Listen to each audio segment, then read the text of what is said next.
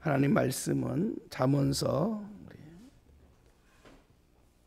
1장 1절만 우리 한번 함께 잠언서 1장 1절입니다. 오늘부터 이제 잠언을 함께 보고자 합니다. 잠언을 보려면은 성경 이 큰 틀을 먼저 봐야 되는데 여러분에게 나눠준 성경 읽기표가 있지요. 그 뒤에를 보세요. 뒷면을 보시면 성경의 큰 맥락을 구분해 놓은 표입니다. 이게 구약 성경이 이루어진 분류표인데 먼저 성경을 4개의 성경으로 큰 타이틀을 이렇게 구분짓습니다. 보면은 율법서라고 하는 부분, 그러니까 이걸 우리는 모세오경이라고도 부르기죠. 그래서 5권의 성경체. 그 다음에는 역사서라고 해서 이 역사서는 이스라엘 나라의 역사입니다. 이스라엘 나라의 역사. 사울 왕부터 쭉 여호수아 사사기부터 더 올라가서 여호수아 사사기부터 쭉 내려와서 에스더까지. 그러니까 여러분이 에스더까지가 이스라엘 나라의 역사의 끝이에요. 에스더가 어디 나오냐면은 그러면 그 다음에 이제 뭐가 나오냐면 시가서 나오죠. 시가서란 말은 뭐냐면은 이것은 노래, 시 뭐 이렇게 잠언 이것도 다 포함됐는데 이건 노래나 시나 인생의 이 교훈들을 써놓은 시가서, 이걸 우리는 성문서라 그러니까 거룩한 문서라 하기도 부릅니다. 시가서 5권. 그 다음에 우리 아는 예언서 17권에서 그 안에 예언서 안에는 5개의 대예언서, 5개의 예언서는 이사야부터 다니엘까지, 이것은 대예언서. 그 다음에는 소예언서, 소선지서 해서 호세아부터 말라기까지, 대선지서, 소선지서라고 나누는 이유는 단지 이유가 장수가 많기 때문에.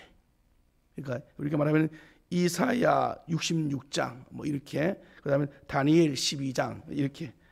그러니까 이 장수가 많기 때문에 나눈 구절이고, 소선지서는 장수가 짧아요. 다들 뭐 3장, 2장, 5장 이런 식으로 그렇게 해서 나눈 분류표입니다.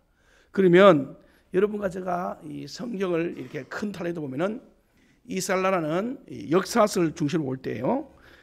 여호수아부터 에스더까지가 역사서인데, 이 역사서 안에 여러분과 제가 아는 시가서, 대선지서, 소선지서, 예언서 이것들이 다 들어가 있어요. 이게 쉽게 말하면 왕정시대 때 이사야 선지자, 그러니까 우리가 말하는 대선지서인 이사야가 다윗 왕 때 그 이후로 활동한 거예요. 그러니까 지금 성경은 이 구분표가 역사는 역사대로 묶어놓고 예언은 예언대로 묶어놨어요. 그런데 사실은 역사 안에 예언사들이 다 들어가 있단 말이에요. 이해되시죠? 역사 안에 예언자들이 다 들어가 있단 말이에요. 그러니까 여러분, 그래서 성경 중에 두란노에서 나온 성경 중에 이런 성경이 있어요. 우리가 지금 성경 있는 거는 현재 지금 이 구조로 여기 지금 표 있는 대로 이 표대로 지금 성경이 편집되어 있는데, 두란노에서 행조 목사님이 편집한 성경 중에 어떤 성경이 있냐면은 통으로 된 성경책이 있어요. 그러니까 이 말은 역사서 안에 선서들이 다 들어가 있어. 혹시 여러분이 좀 관심이 더 있으면 읽어보셔도 좋아요. 이거는 좀 공부하기 위해서 읽는 사람들이, 신학생들이 좀 많이 읽는 책인데, 그러니까 우리가 알고 있는 성경의 이 배치와 상관없어. 그냥 막 섞여 있는 거예요, 이 안에. 그러니까 우리가 아는 욥 이야기, 욥 우수 땅에 사는 욥 이야기. 그럼 이게 어디 나 있는지 아세요? 창세기 들어가 있어요. 창세기. 그러니까 시기적으로는 창세기에 욥 이야기 들어가 있다는 뜻이.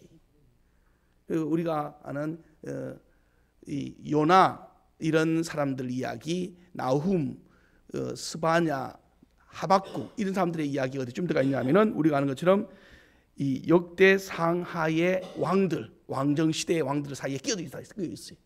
그래서 성경의 거기다가 그 성경책 보면 써놨어요. 이 부분은 어디서 온 거, 어디 것을 쭉 써놨어요. 이렇게. 그래서 처음에 여러분이 읽으면 헷갈려요 이게. 굉장히. 그런데 성경 전체의 이 개념을 잡는 데는 참 좋은 책이. 혹시 관심이 있으면 역사 연대기로 읽는 성경책이라고, 제목 정확한 제목은 제가 지금 기억이 안 나는데 저도 지금 가지고 있는 한권을 하여간 연대기로 읽는 성경책인지 아니면 어떤 책인지 모르겠는데 하여간 두란노에서 나온 책이에요. 하여간. 그래서 여러분이 참고해도 좋을 만하고, 어쨌든 간에 지금 제가 보고 싶은 것은 이런 구조 속에 잠언이 어디쯤 있는가를 보란 말이에요. 잠언. 그럼 잠언서는 어디쯤 더 있겠어요? 역사서라는 그 속에는 솔로몬 시대 때로 들어가는 거예요. 이게 지금 열왕기 상하, 역대 상하 사이에 이 솔로몬 시대 때로 잠언서가 끼어 들어가 있는 거예요. 그 사이에 이 그런 거예요. 그런데 성경은 편집을 역사서에서 따로 잠언을 빼놓은 거예요. 자체를. 그래서 이제 이해가 좀 되시죠?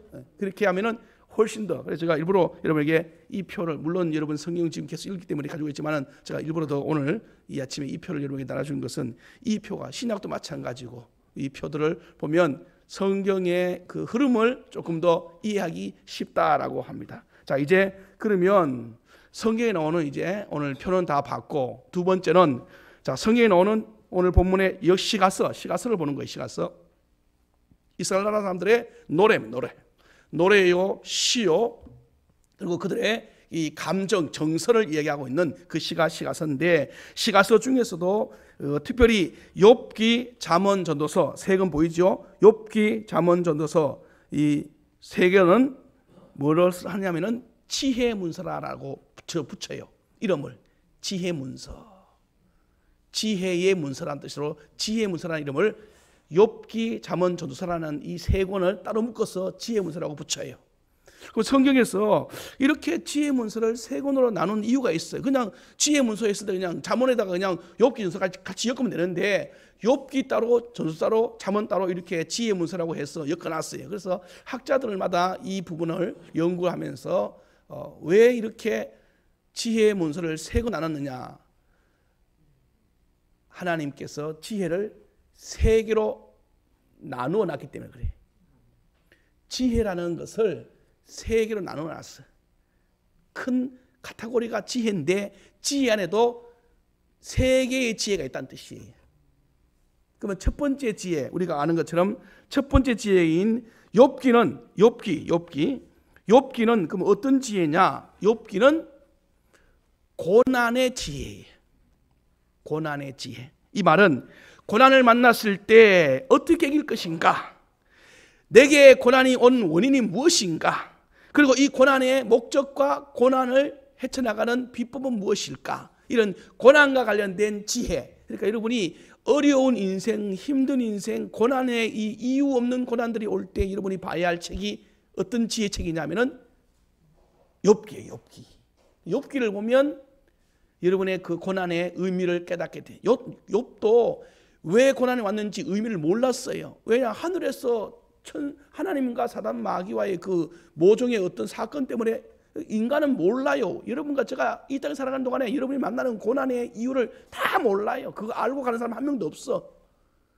먼 훗날에 그냥 내한테 그냥 그래서 그런갑다 정도만 알지, 이게 왜 이렇게 왔는지에 대한 정확한 이유는요 없어요. 언제 가야 되느냐? 하나님 앞에 서봐야 알아요. 하나님 왜 내게 그때 우리 아들 그렇게 하셨어요? 내가 왜 그때 그런 문제에 봉착했어요? 교회에 섬기다가 어떻게 내가 그런 일을 당했었어요? 그리고 여러분 인생에 어떤 사건이, 그런 일이 왜 있었어요? 여러분 다 몰라요. 우리는요, 내가 살아가는 동안에 일어나는 내 주변의 일들요 이해하고 사는 사람이 별로 없어요. 그냥 만나니까 그냥 헤쳐나가다가 보니까 이길 때도 있고 칠 때도 있고 그냥 견뎌나가다 보니까 살아간 것뿐이지 이걸 다 알 수가 없어요. 그런데 욥도 마찬가지였어요. 그런데 하나님은 이 욥기를 통하여서 뭘 주셨느냐면은, 그럼에도 불구하고 이 고난은 어떻게 하면 이겨나가고 어떻게 하면 극복해 나가고, 그리고 고난의 끝은 무엇이고, 이게 고난의 지혜입니다. 두 번째 전도서는 무슨 지혜냐? 이것은 허무의 지혜입니다. 허무. 헛되니 모든 것이 헛되도다 하는 이 헛되다라는 인생 무상, 허무주의, 이런 여러분과 저의 인생에 무엇이 참 가치 있고 무엇이 진짜 우리가 추구해야 될 삶의 원리인가, 이런 허무와 관련된 인생의 이 참 깊이와 관련된 일들을 깨닫게 하는 것이 전도서예요. 전도서. 여러분들이 전도서를 많이 알면 철학자가 됩니다. 철학자가. 어린 아이라도요, 전도서를 많이, 그렇죠, 어려워요. 그러니까 지금 여러분 지금 전도서나 잠언이나 시편은 이 욥기 같은 것은 굉장히 어렵습니다. 이것은 왜냐하면 이건 인생을 아는 거예요. 그건 보통 사건하고 다른 거예요. 이거는 전체를 알아야, 인생 전체를 아는 거니까. 그래서 허무와 관련된 허무를, 지혜를 깨닫고 싶으면 이 허무를 어떻게 극복할 것이며 내가 왜 존재하는지, 내가 왜 살아가는지, 사는 존재 자체, 철학적인 질문인데 이거보다 훨씬 더 깊습니다. 사실은 이것들은 전도서를 통해서 깨닫게 되는 거예요. 마지막에 이제 오늘 볼 우리가 잠언은 형통의 지혜라고 해요. 잠언은 형통의 지혜. 어떻게 하면 인생을 성공할 수 있을까?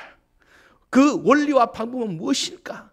잘 사는 비결이 어디 있는가? 형통과 여러분의 복과 관련된 것들은 이 잠언. 그래서 우리가 아이들에게 잠언을 가르치려고 하는 것은 이 형통의 원리, 복된 원리를 배우게끔 하기 위해서. 그래서 성경은 이 지혜 문서를 세 가지로 만드는 이유는 세 개의 지혜를 주님이 구분해 놨기 때문에. 그래서 여러분과 제가 이제 앞으로 제가 함께 보고 싶은 것은 몇 번 이걸 하고 싶었는데, 일단은 경험론적으로 제가 이 삶의 인생이 짧았고, 두 번째는 너무 깊고 해서 주님의 지혜가 더 필요했어요. 주님의 지혜가. 잠언서를 여러분 보면 알겠지만 잠언서는요, 구절마다 전부 다 제각각이에요. 어떤 사건 하나 있으면 왜 줄거리가 쭉 나오면 이야기가 좋은데, 이거는 구절마다 전부 다 독립적인 것 같아. 그런데 여러분 마치 뭐와 같으냐 하면은, 여러분 북극에 가면 빙하가 녹아내려서 얼음들이 깨어집니다. 유빙들이죠. 떠나릅니다. 위에 볼 때는 조그마한 그 빙하 같고 조그마한 얼음 같은데 물 속에는 클까 적을까? 엄청나게 큰 거예요. 배 타고 가다가 그냥 저거 조그마한 거라 하면서 피하지 않고 그냥 가다 보면 밑에 어마어마한 얼음 때문에 배가 자초돼 버립니다. 잠언이 이렇습니다. 잠언이. 그냥 위에 한 줄, 우리가 보는 눈이 그냥 뭐 몇 장 몇 줄 한 줄이지만 그 한 줄 밑에 하나님의 그 엄청난 지혜가 숨어 있다, 이게. 그래서 우리는 겉에 보이는 그 조그마한 눈에 보이는 그 얼음 덩어리 하나만 보는 건데, 하나님은 그 속에 무궁무진한 하나님의 지혜가 있어서, 그러니까 이걸 못 보니까 못 풀어가는 거예요, 이겁니다, 지금. 그리고 두 번째는 또 이 얼음들을 다시 합니다. 얼음들이 있는데, 그럼 얼음들이 여기 한 군데 있고 여기 한 군데 있어요. 그러면 우리 생각에는 물에 잠겼으니까 여기 있고 여기 있으니까 떨어져 있는 것이 보이지만은 물 속에서는 그 얼음들이 붙어 있어. 이게. 그래서 잠언이라는 단어는, 잠언은 우리가 생각할 때는 각각 독립되지만은 사실은 그 밑에 거대한 얼음으로 주님의 그 무한 지혜로 다 붙어 있는 거예요, 이게. 이걸 볼 수 있는 눈이 없어. 그래서 정말 제가 성경을 함께 공부하고 말씀을 배우고 주님 앞에 엎드려 기도하는 동안에 잠언, 전도서, 그리고 욥기를 풀어낼 수 있는 지혜를 성령님한테만 받아야 돼.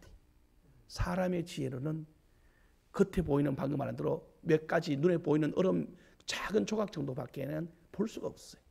그래서 여러분과 제가 무엇보다도 지금 타국 필요한 게 주님의 성령의 지혜인 줄로 믿으시고, 새벽마다 올 때마다 매일마다 여러분이 구하고 기도할 것은, 주여 오늘 또 제게 주님의 그 깊고 깊은 무궁한 완벽한 지혜, 은혜의 지혜를 깨우칠 수 있는 성령의 지혜를 주옵소서. 기도하면서 우리가 말씀을 받으시기를 축복합니다. 저도 더욱더 이걸 위해 기도하는 것은 이 말씀들을 그래요. 그래서 어려워요. 그래서 주님 앞에 계속 엎드려서 구한 거예요. 주님 도와주세요.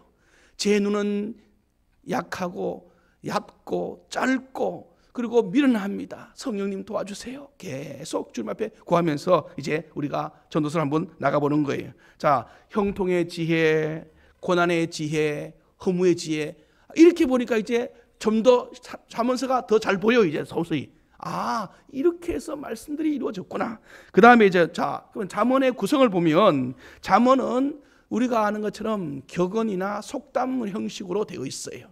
여러분 격언 속담이 어떤 건지 알지요? 이것은 우리가 좀 예를 들면 이런 것들이지요. 짧은 인생의 경구들인데 이런 것들이지요.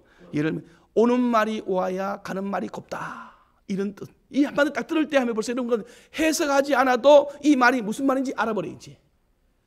급할수록 돌아가라 라는 이 한마디에 밤의 말은 지가 듣고 낮의 말은 새가 듣는다, 이 한마디에 우리는 벌써 이 말이 뭘 의미하는지 알기 때문에 이것을 조심하게 되는 거예요. 말 조심해야 되겠다. 언제나 무슨 말해도 내 말은 다 들리는구나, 이런 것들은. 그래서 이것처럼 잠언서도 이런 속담과 격언 같은 이런 형식으로 되어 있는데, 잠언이라는 글자를 한문으로 풀어보면요 훨씬 더 우리가 쉽게 이해돼요. 잠언을 제가 한문으로 한번 써놓은 것을, 잠언은 한문으로 이렇게 써요. 바늘 잠자 또는 찌를 잠자, 말씀 엄자, 이런 뜻입니다. 다시 보세요. 잠언이라는 단어를 한문으로 쓰면, 여러분 성경에 혹시 한문성이 가지고 있으면 여러분이 잠언이 쓰는 거 보면 그 글자가 옥편 찾아보면은 바늘 잠자예요. 바늘 잠자. 다른 말로 하면 찌를 잠자랍니다. 그리고 말씀은 이 뜻이 뭐냐면은 찌르는 말씀, 바늘 같은 말씀. 그러면은 이게 왜 이렇게 붙였느냐, 잠언을 이렇게 붙였느냐?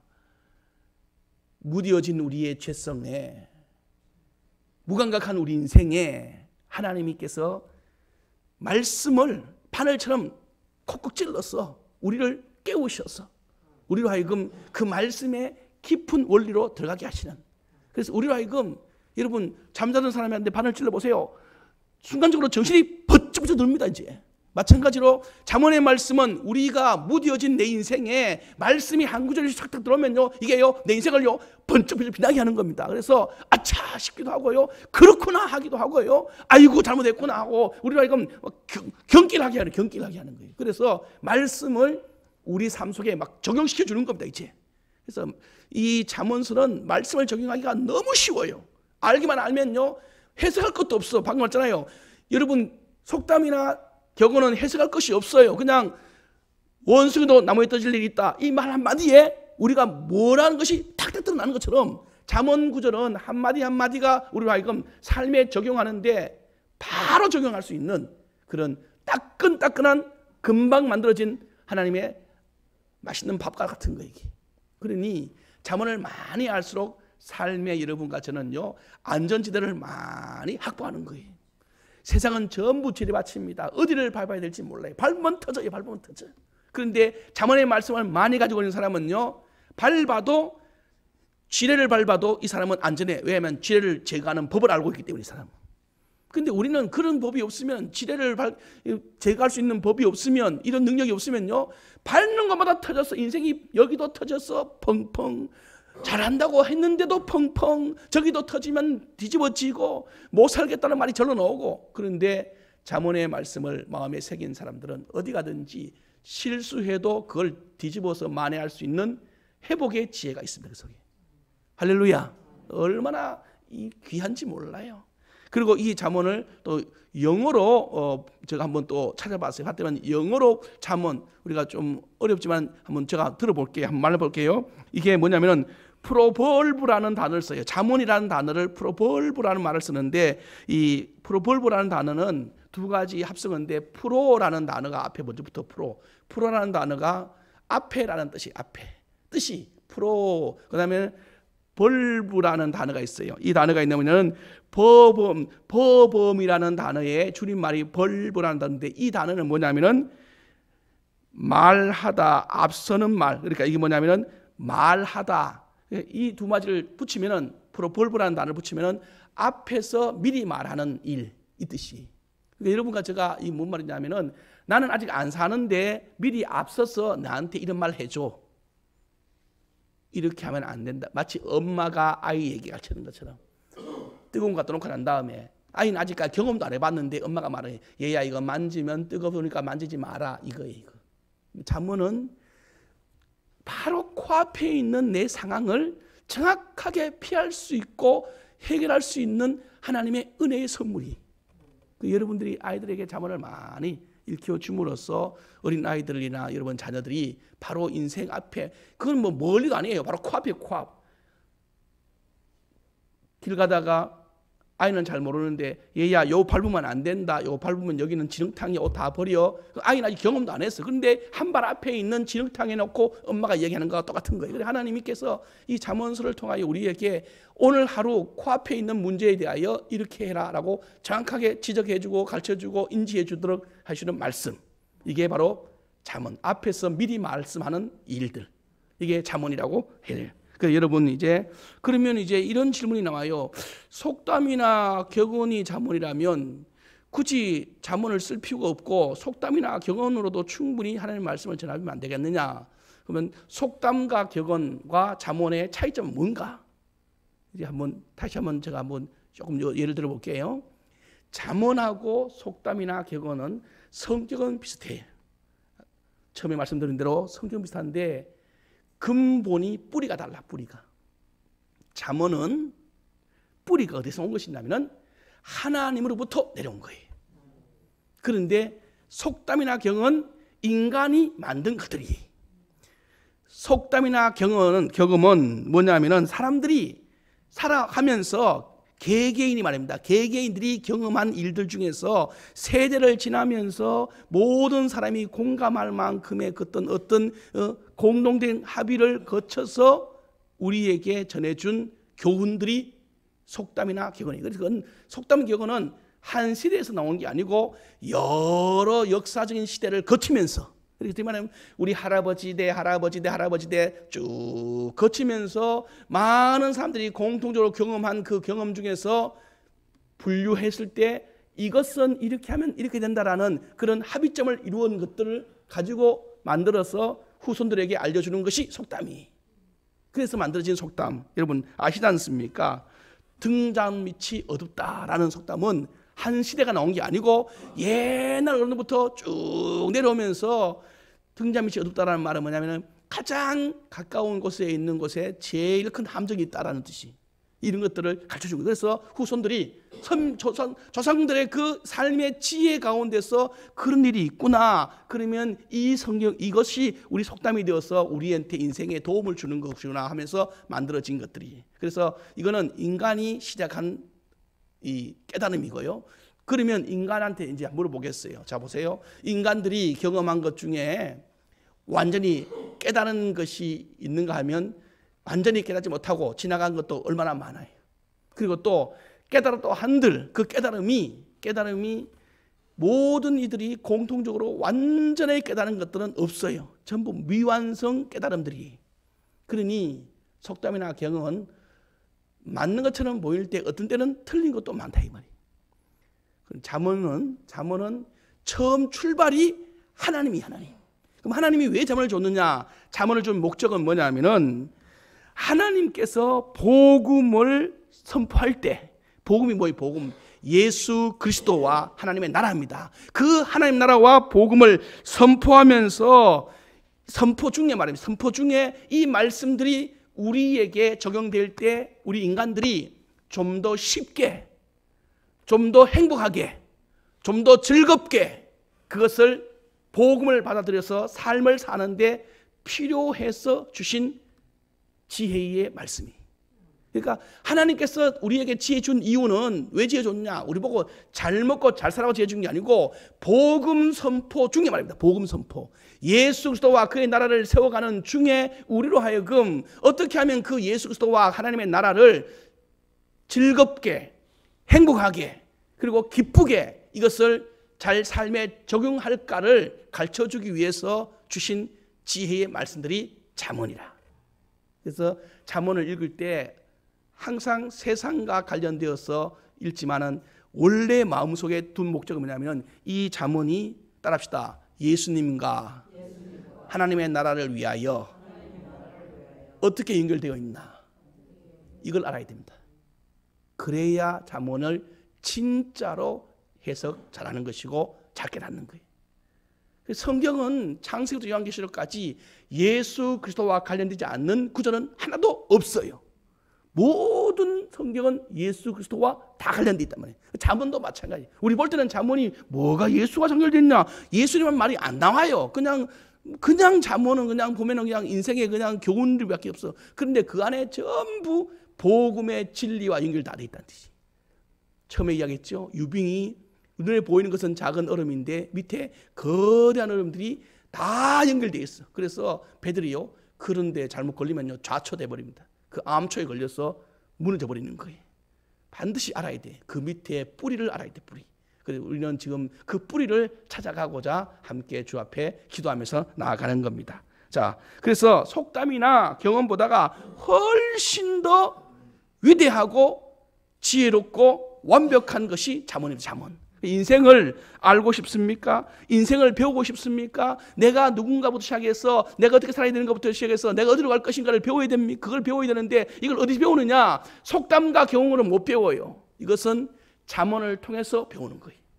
하나님의 말씀인 잠언이 우리를 주위의 영원한 집인 천국까지 예수님을 더 깊이 알고 데려갈 줄로 믿습니다. 자, 그러면 잠언은 이제 성경으로 조금 더 들어가서 잠언은 총 31장으로 되어 있어요.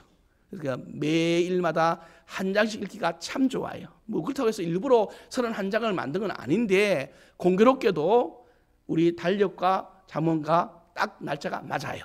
그래서 옛날 선조들은 잠언서를 항상 하루에 한 장씩 읽었어요.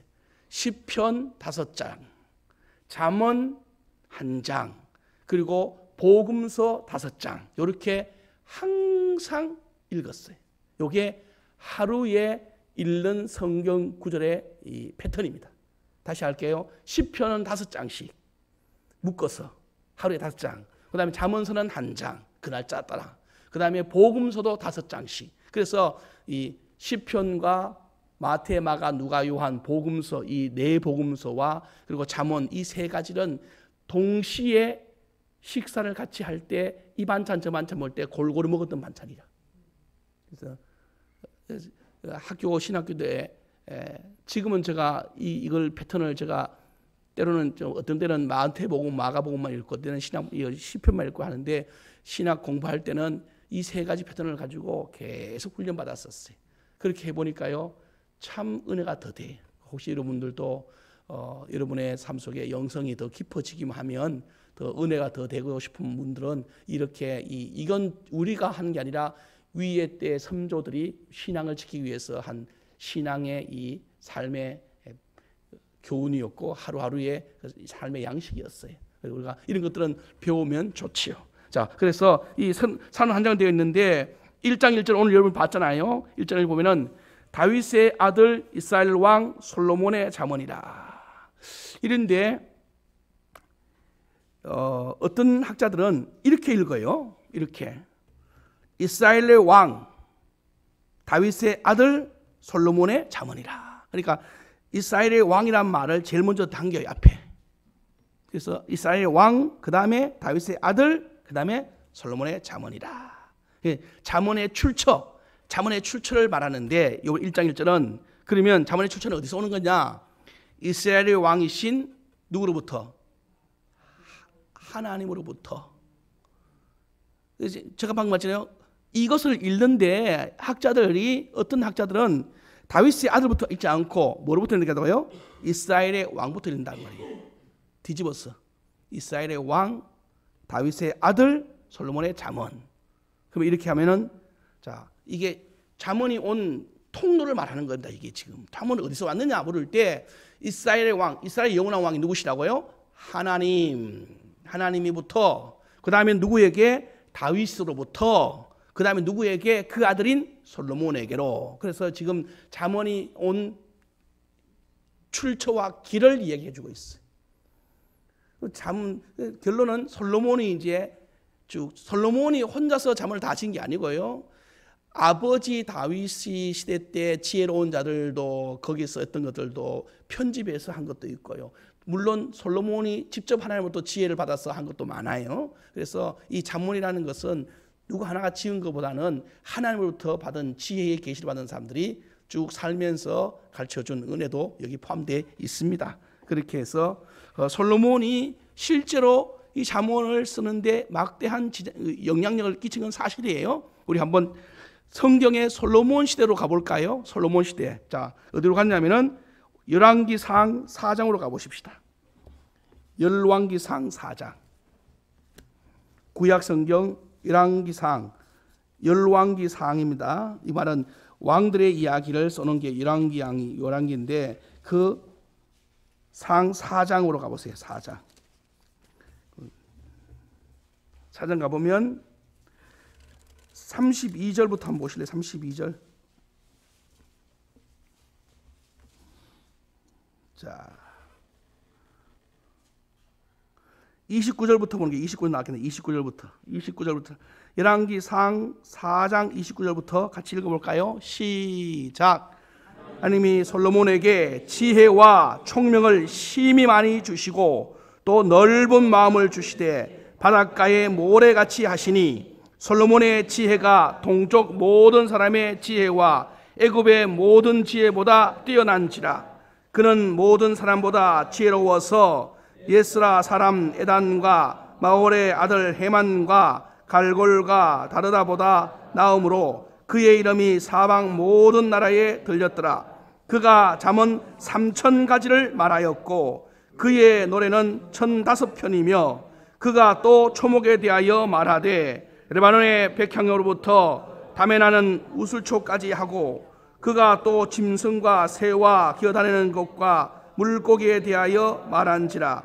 사람들이 솔로몬의 지혜를 들으러 왔으니 이는 그의 지혜를 소문을 들은 천하 모든 왕들이 보낸 자들이었더라. 아멘. 보세요. 솔로몬의 지혜가 얼마나, 여기 보면은 출처가 오는데 솔로몬의 지혜가 어디서 왔다고요? 하나님이 솔로몬에게. 그러니까 지혜는 하나님으로부터. 그 다음에 이 솔로몬이 그런 지혜를 받았는데 애굽의 그 기라성 같은 그 당시에 최고의 이 문명을 가진 애굽의 그 지혜보다 뛰어났다. 그리고 그 지혜가 얼마나 대단한지 아마 31절에 보면은 여기 나오는 사람 예스라 사람 에단과 마올의 아들 헤만과 갈골과 다르다, 이 사람들이 아마 그 당시에 석학이었던 석학, 거의 당대의 최고의 우리 말하면 인문학의 대가들이죠. 근데 이런 사람들보다도 이 솔로몬은 뭐예요? 뛰어나다. 그러면서 하는 말이에요. 32절에 보세요. 그가 잠언을 몇 가지 지었다고요? 3,000가지나 지었대. 그러면 잠언서가 어디 들어가야 되겠어? 여기 들어가야 되는 거예요. 역사적인 성경을 만든다면 잠언서는 어디 가냐? 여기 들어가는 거예요. 여기에지. 솔로몬 시대 때 들어가는 거예지. 그러면 이 솔로몬이 잠언 3,000을 지었다는 것이요. 여러분 3,000이라는 단어가 쉽게 나오는 게 아니에요. 지혜 하나 깨닫는 것도요. 인생에 한 개 깨닫는 것도 될까 말까 하는 사람이 우리 인생이. 근데 3,000이나 지었대. 그러면 두 번째 지혜뿐 아니라 여기 지혜 3,000 안에는 또 어떤 지혜가 있느냐 또 보실래요? 거기는 뭐냐? 레바논의 백향역부터 시골의 담벼락에서 자라는 이 우슬초까지. 그러니 식물에 대해서 모르는 게 없다. 그 다음에 보세요. 새들과 짐승들과 기어다니는 곤충들 그리고 물고기들 동식물에 대해서도 박시간, 우리로 말하면 쉽게 말하면 식물학 박사, 동물학 박사, 이런 의류 박사 뭐 이 정도, 이런 박사학위의 이 대가란 뜻이에요. 이만큼 하나님께서 이 땅을 만든 원리를 통달한 사람. 자, 이제 말씀을 맺어 봅시다. 시간이 되었어. 따라합시다. 하나님의 지혜를 받으면 세상 이치를 압니다. 할렐루야. 여러분에게 또 여러분의 자녀들에게 오늘 잠언의 첫 시간을 마치면서 저도 바라는 것은 하나님의 이 무한 지혜를 우리도 받으십시다. 여러분이 지혜를 받으면 여러분과 저의 삶에 어떤 변화가 일어나는지를 스스로 놀랄 겁니다. 여러분, 사람들은 병들었기 때문에, 경험 실패했기 때문에, 사업이 망했기 때문에 그래서 눈물 난다고 말하지만 사실은요, 여러분 잠언서를 읽다 보면은 뭐가 나오느냐 하면은 그런 것이 실패와 그런 것이 넘어짐과 그런 것이 아픈 것들이요 문제가 안 되는 것은, 따라합시다. 아무리 그럴지라도 해결할 지혜가 있으면 그 사람은 최고의 행복자입니다. 믿습니까? 어떤 사람은 그 깊은 병이 드는데도 행복하게 사는 사람이 있단 말이에요. 그 사람이 누구냐? 지혜가 있는 사람이라. 하나님을 아는 지혜가 있는 사람이. 사업이 무너졌어요. 그런데 그 사람은 그 사람은요 행복해요. 왜 행복하냐? 그 사업이 무너짐 속에서도 이걸 풀 수 있고 이걸 알 수 있는 지혜가 있기 때문에. 그래서 솔로몬이 왜 지혜를 받느냐? 이제 내일 이야기 좀 더 해야 되는데, 솔로몬이 여러분 알지요? 1천 문제 드릴 때 주님께서 구할 때 그가 뭘 달라고 하셨습니까? 왜 지혜를 달라고 하냐면은 장수 속에는 어려운 문제를 풀 수 있는 비법의 지혜가 없어요. 물질 속에는 지혜가 없어요. 인정하십니까? 건강을 달라고 하지 않아요. 건강 속에는 건강만 지킬 수 있지 문제가 터졌을 때 이걸 풀어낼 방법의 지혜가 건강 속에는 없어요. 그런데 솔로몬이 뭘 알았냐면은 지혜 속에는 인생의 5만 가지의 사건들을 다 해결할 수 있는 열쇠가 그 속에 있다는 거예요. 그래서 그는요 군사 달라 하지 않고 재물 달라 하지 않고 북이 달라 하지 않는 이유는 북이 달라 하면 북이 속에 인생의 문제를 풀 수 있는 대안이 없더란 말입니다. 그런데 어린 솔로몬이 이걸 알아냈어요. 이거를 저는 이게 하나님의 은혜라고 봅니다.